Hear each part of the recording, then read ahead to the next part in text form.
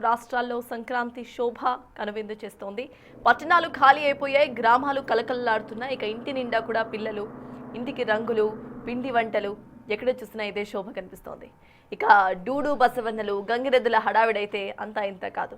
సంక్రాంతి సమయంలో జరిగే ప్రతి కార్యక్రమానికి ఒక అర్థం ఉంటుంది. గంగిరెద్దులు చేసే విన్యాసాలు, దానికి చేసే ముస్తాబులు అన్నిటికీ ఎంతో పరమార్థం ఉంటుంది. అదేంటో ఇవాళ తెలుసుకునే ప్రయత్నం చేద్దాం.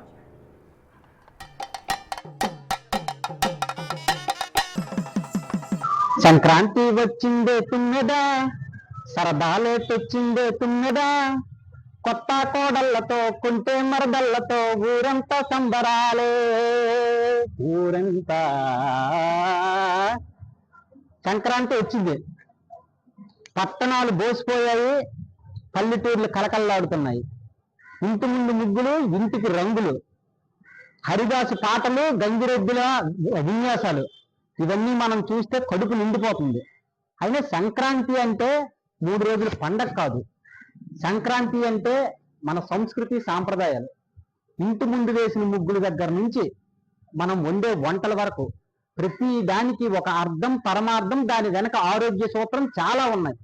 వీటన్నింటి గురించి చెప్పుకోవాలంటే ఈ సంక్రాంతికి మొదలు పెడితే వచ్చే సంక్రాంతి వరకు కూడా సమయం సరిపోతుంది. అందుకే వీటన్నింటి గురించి కాదు, కానీ మనతో ఉన్న ఈ గంగిరెద్దు గురించి, ఈ గంగిరెద్దుకి పడుతున్న కష్టం గురించి, దానికి వేసిన వేషధారణ గురించి, కళాకారులు పడుతున్న కష్టాల గురించి, వాళ్ళకున్న ఇబ్బందుల గురించి, వాళ్ళు చేసే ట్రైనింగ్ గురించి, అన్నింటి గురించి ఈ రోజు మనం స్టోరీలో తెలుసుకుందాం. డుడు బసవన్నలు విన్యాసాలు చూడడానికి ఆహ్లాదకరంగా కనిపిస్తాయి, కానీ వాటిని సిద్ధం చేయడానికి కళాకారుల కృషి ఎంతో ఉంటుంది. గంగిరెద్దులను ముస్తాబుకే సుమారు గంట పడుతుంది. దాని కాలికి కట్టే గజ్జ, ఒంటి మీద వేసే వస్త్రాలు, నుదుటున పెట్టే సింహాద్రి అప్పన్న విగ్రహం, ఇలా ప్రతి వస్తువు మన సంస్కృతిని, సాంప్రదాయాన్ని ఇనుమడింప చేసేలా ఉంటాయి. ఈ గంగిరెద్దుల ముస్తాబు చూస్తే కళ్ళు పట్టవు. అందుకే ఓ ఆడపిల్ల అందంగా ముస్తాబైతే గంగిరెద్దులా తయారయ్యావు అని సరదాగా అంటారు. సంక్రాంతి సంబరాల్లో ప్రత్యేక ఆకర్షణగా నిలిచే ఈ గంగిరెద్దులు ఏవైతే ఉన్నాయో దీని అలంకరణ విషయం ఏంటి, దీన్ని నడిపించేటటువంటి మనతో ఆ గంగిరెద్దు యజమాని ఎవరైతే ఉన్నారో ఆయన వేషధారణ కూడా కొంత డిఫరెంట్గా ఉంటుంది. వీటన్నింటి వెనుకున్న నేపథ్యం ఏంటి, దీనికి ఉన్న సంస్కృతి సాంప్రదాయాలు, దీనికి కారణాలు ఏంటి, ఇవన్నీ కూడా ఆయనతో అడిగి తెలుసుకునేటటువంటి ప్రయత్నం చేద్దాం. అన్న చెప్పండి, అసలు గంగిరెద్దుని చూసుకున్నట్టయితే మనం చాలా అలంకరణ చేస్తారు, ఆ అలంకరణలో వెనుకున్న అర్థం ఏంటి? అలంకరణలో వెనుకున్న అర్థం అంటే మరి మాకు ఈ సంక్రాంతి సంబరాలు అనేది ఒక ప్రత్యేకత. ఎందుకంటే ఇలాగా వేషం చేసుకొని ఇలాగ ధరించుకొని ఊళ్ళోకి వెళ్తే మాకు వాసనకర్తం జరుగుద్ది. ఇప్పుడు సింహాద్రప్పన్న అని అంటాము దీన్ని. ఈ లక్ష్మీ నరసింహస్వామి విగ్రహం, ఇది దేవుడితో సమానం, ధరిస్తాము. ఆ తర్వాత ఈ గజ్జెలు వేస్తాము, ఆ తర్వాత ఈ మోరపట్టి వేస్తాము, ఈ కొమ్ములకి అలంకరిస్తాము. ఆ తర్వాత ఇది చిలకల బొంతను ఉన్నది కదా, ఇది కుట్టేలోపే మనకి ఒక 3 మాసాల టైం తీసుకుంటుంది. ఇవన్నీ దీని వేషం మొత్తం ఒక 6 మాసాల టైం తీసుకుంటుంది అనమాట. మళ్ళీ మన సంక్రాంతి వచ్చేలోపు గంగిరెద్దుని బాగా అలంకరించాలి, చెయ్యాలి, ప్రత్యేకతగా బాగా అందరికీ చూపించాలి అనేది మా ఒక ఇది. ఇక్కడ మనం చూసుకున్నట్టయితే ఇక్కడ ఈ విగ్రహం ఉంది కదా, ఆ విగ్రహానికి అర్థం ఏంటి? ఆ విగ్రహం ఏ విగ్రహం? అది లక్ష్మీ నరసింహస్వామి విగ్రహం. సింహాద్రప్పన్న అని ఒక తండ్రి కొడుకు అంతే. మనం సింహాద్రప్పన్న కొండ పేరు అది, కానీ లక్ష్మీ నరసింహస్వామి మనకి సింహాద్రప్పన్న కొండ, సింహాద్రప్పన్న అంటారు. లక్ష్మీ నరసింహస్వామి విగ్రహం వేసి తిప్పుతామా లక్ష్మీ నరసింహస్వామి అని దండం పెడతారు మాకు. ఇంకా ఇక్కడ మనం చూసుకున్నట్టయితే ఇక్కడ దీనిపైన పెళ్లి కొడుకు పెళ్లి కూతురు మెడలో వేసుకునేవి అది అనేది ఇక్కడ ఇది గోపురం. ఈ గోపురం మీద మేము ఎవరో తెలియని వాళ్ళు ఉంటారు కదా, ఈ గంగిరెడ్డి వాళ్ళకి ఇలా ఇవ్వాలి, చెయ్యాలి అని తెలిసే వాళ్ళు ఉంటారు, తెలియని వాళ్ళు ఉంటారు. అందుకని ఈ పెళ్లి బాసికములు అనేవి ఈ గోపురం మీద ధరిస్తామన్నమాట. ఇవి చూసి ఆ పెళ్లి దండలో గంగిరెద్దుల వాళ్ళకి ఇవ్వాలి అని ఒక ఆనవాయితీ. అక్కడ కాళ్ళ గజ్జలు కూడా, గంగిరెద్ది కాళ్ళ గజ్జలు కూడా ఉన్నాయి. ఆ గజ్జలు అది కట్టడానికి ఎంత టైం పడుతుంది? ఆ గజ్జలు దాని వలన దానికి ఏమైనా కారణం ఏమైనా ఉందా? ఆ కాలి గజ్జి అల్లాలంటే ఒక 3 రోజులు టైం తీసుకుంటుంది. కానీ ఎందుకంటే దానికి కడతామంటే దానికి ఒక అంచనా అనమాట.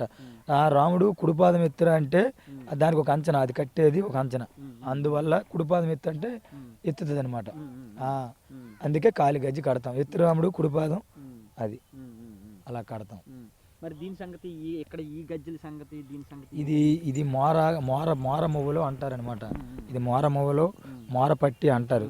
ఇది వేస్తే ఒక గంగిరెద్దు అలంకరణ. ఇప్పుడు చూడు, సపోజు ఒక ఆడపిల్లే గంగిరెద్దులా తయారైందిరా అంటారు కదా, అందువల్ల దానికి అవన్నీ వేస్తే ఒక గంగిరెద్దు అలంకరంగా వస్తుందని అర్థం. ఇంకా మీ వేషధారణ కూడా మామూలుగా మాతో కంపేర్ చేసుకునేటప్పుడు మీ వేషధారణ కూడా కొంచెం డిఫరెంట్గా ఉంది. అది మీరు కూడా ఎందుకు అంత డిఫరెంట్గా తయారవుతారు? మరి ఎద్దు అనేది ఆటగాడు, ఆ ఎద్దుని తిప్పేవాడు వేసగాడు, ఆశగాడు. అందువల్ల మేము అంత అలంకరంగా తయారయ్యి ఆ గంగిరెద్దుల వాళ్ళు వచ్చారా అన్నట్టుగా తయారవుతాం. అది అంటే అందరినీ అట్రాక్షన్ చేయడం కోసం, నవ్వడం కోసం తయారవుతాం. అది మా పోషణకర్తన, మా జీవన. మొత్తం ఇది అలంకరణ చేయడానికి ఎంత టైం పడుతుంది? ఇది అలంకరణ చేయడానికి సుమారు ఒక అరగంట పడుతుంది. మళ్ళీ ఇప్పేటప్పుడు కూడా ఒక అరగంట పడుతుంది. అది మొత్తం చూస్తున్నారు కదా, సుమారుగా ఒక అరగంట నుంచి గంట సమయం వరకు దీన్ని అలంకరణ చేయడానికి కూడా సమయం పడుతుంది అంటున్నారు. కానీ దీనికి అలంకరించేటటువంటి వస్తువులను కూడా తయారు చేయడానికి, ఆ బొంత ఏదైతే ఉందో దాన్ని తయారు చేయడానికి సుమారుగా ఒక 3 నెలలు, దాన్ని కుట్టడానికి 3 నెలలు సమయం పడుతుంది అని చెప్పేసి కూడా చెప్తున్నారు.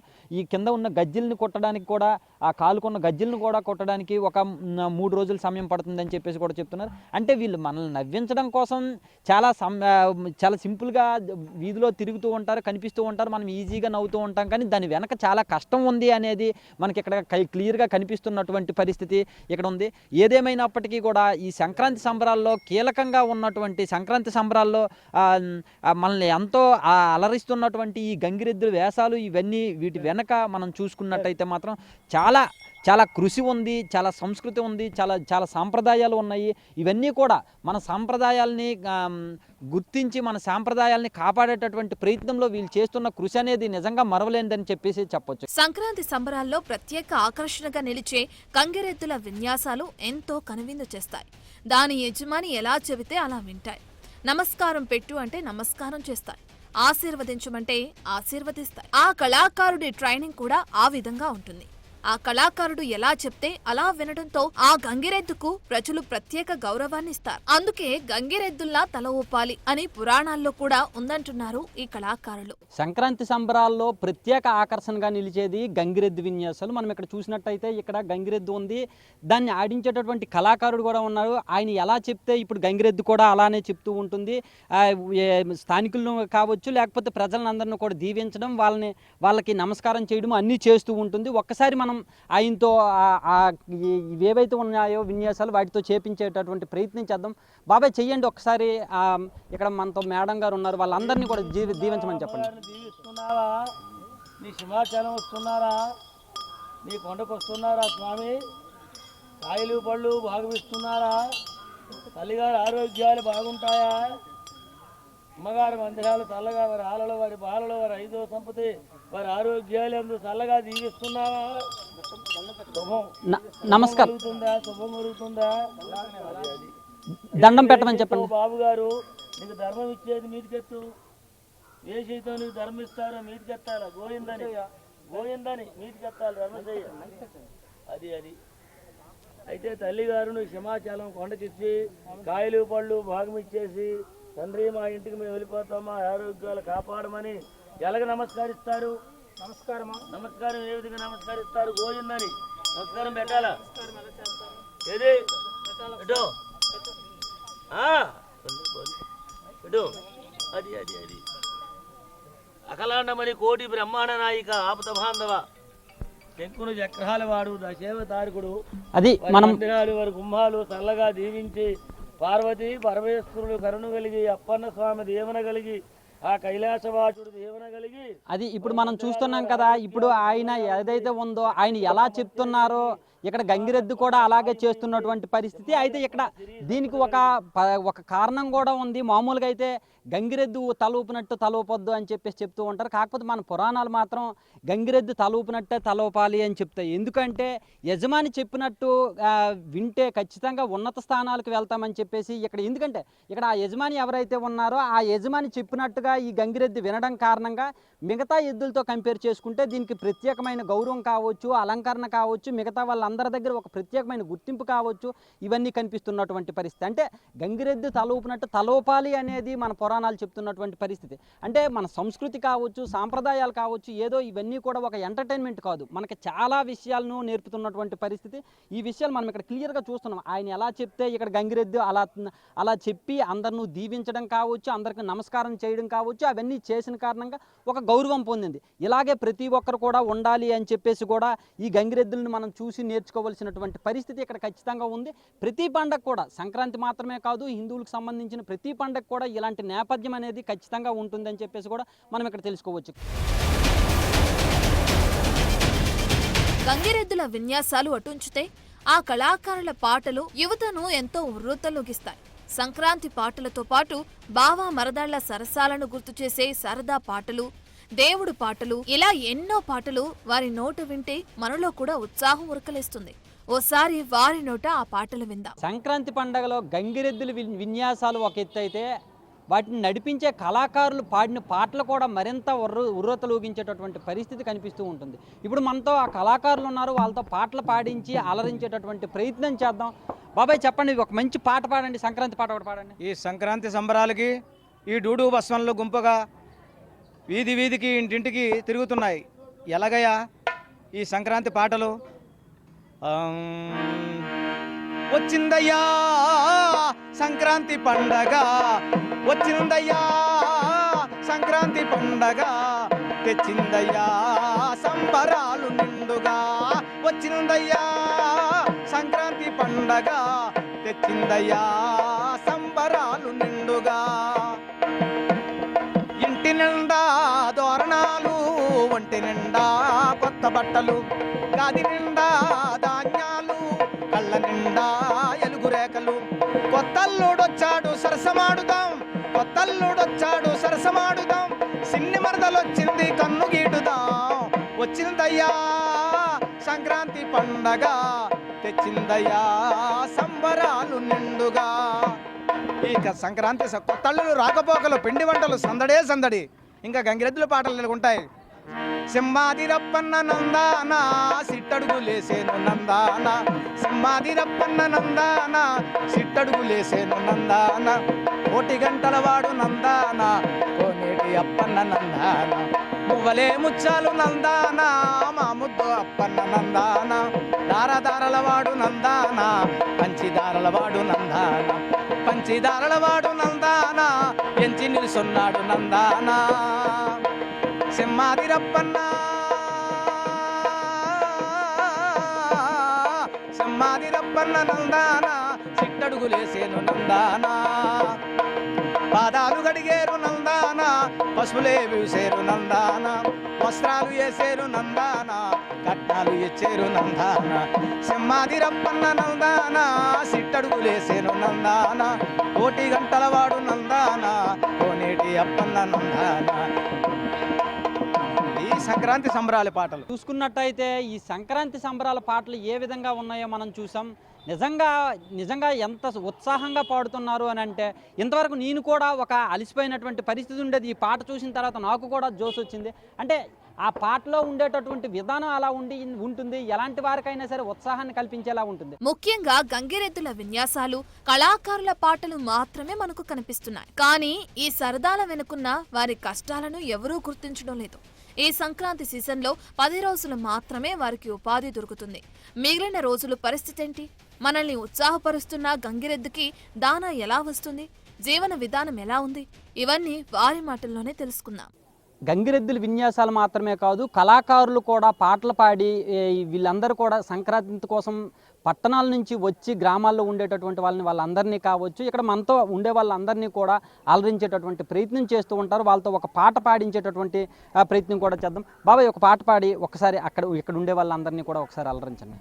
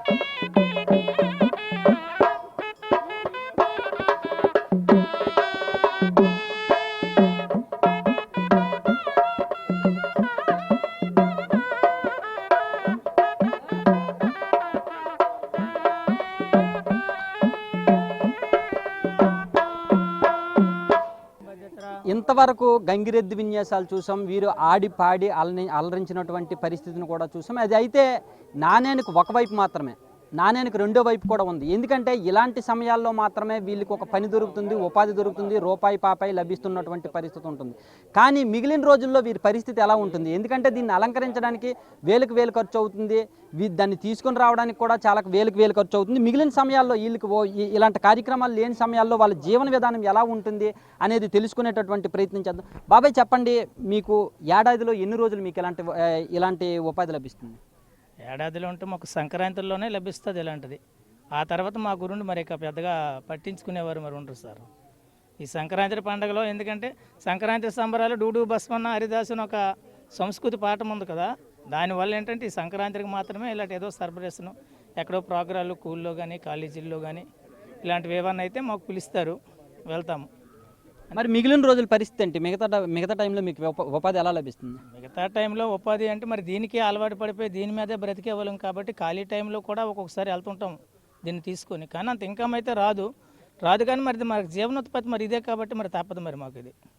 మరి ప్రభుత్వం నుంచి కానీ లేకపోతే ఏమన్నా సంస్థల నుంచి కానీ మీరు ఏమైనా కోరుకుంటున్నారా? ఎన్నోసార్లు కోరుకుంటున్నాము. ఎందుకంటే కులాల మతాల గురించి అంటే ప్రతి ఒక్క కులం కూడా ఏదో ఒక ప్రభుత్వము ఏదో ఒక లోన్ రూపంలో కానీ ఏదో సహకారాలు ఉన్నాయి. కానీ మా కులం అంటూ కేటాయించి ఇంతవరకు మాకు ఏం లేదు. మాకు కావాలని కోరిక అయితే ఉంది కానీ మరి ప్రభుత్వం తరపున మరి ఎప్పటికొచ్చి మాకేం లేదు. గంగిరెడ్లు కులం అంటూ మాకు ఒక లోన్ కానీ లేకపోతే ప్రభుత్వం తరపున ఏదో పోనీ ఒక 10,000 కానీ 5,000 కానీ పోనీ సంవత్సరానికి వీళ్ళకి ఇస్తామని చెప్పి కూడా మాకు ఏం ఆస్కారం లేదు. అది ఇది మనం ఇక్కడ చూసుకున్నట్టయితే వీళ్ళ జీవన విధానం అనేది చాలా కష్టతరంగా కూడుకున్నటువంటి పరిస్థితి ఇక్కడ కనిపిస్తుంది. ఎందుకంటే సంక్రాంతి సమయంలో లేదంటే ఇలాంటి కార్యక్రమాలు ఏవైనా ఉండేటప్పుడు మాత్రమే వీళ్ళకి ఉపాధి లభిస్తుంది, మిగిలిన సమయాల్లో అయితే మాత్రం ఏమీ ఉండదని చెప్పేసి కూడా చెప్తున్నటువంటి పరిస్థితి. ఇక్కడ ఇంకొక విషయం కూడా ఖచ్చితంగా అర్థం చేసుకోవాలి, కళాకారుల పేరుతో చాలామందికి పెన్షన్లు కూడా ఇస్తున్నటువంటి పరిస్థితి. మన సంస్కృతి సాంప్రదాయాలని భవిష్యత్తు తరాలకి తెలియజేస్తున్నటువంటి ఇలాంటి కార్యకర్తలు ఇలాంటి కళాకారులకి ఖచ్చితంగా పెన్షన్ రూపంలో కానీ లేదంటే ఏదో ఒక రూపంలో కానీ ఆర్థిక సాయం ప్రభుత్వాల ద్వారా లభిస్తే మంచిదే అని చెప్పేసి కోరుకుంటూ కెమెరామెన్ లక్ష్మణ్తో షణ్ముఖ్, బిగ్ టీవీ, శ్రీకాకుళం నుంచి. చూశారు కదా, ఇది గంగిరెద్దులు, వాటిని ఆడించే కళాకారుల పరిస్థితి.